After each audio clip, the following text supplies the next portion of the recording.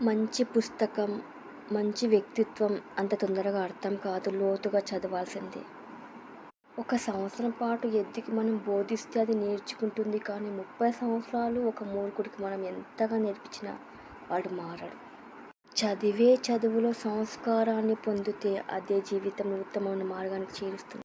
ఎదుటివారు మారాలి అని కానీ మారాలని ప్రయత్నం చేయకండి. ఎందుకంటే రోడ్డు మీద మనం నడుచుకుంటూ వెళ్తుంటే మన కాళ్ళకి ముళ్ళు గుచ్చుకోకుండా ఉండాలంటే మనమే చెప్పులు వేసుకుంటాం. కానీ రోడంతా అది వంచి పరచం కదా. తామరాకు మీద ఎన్ని నీళ్లు పోసినా నిల్వ ఉండవు. అలాగే సముద్రం ఒడ్డున మన పేరు రాసినా చెరిగిపోకుండా ఉండదు. అలాగే మనమంటే ఇష్టపడిన వాళ్ళను మనం ఎంతగా ప్రేమించినా అది వ్యర్థమే అవుతుంది.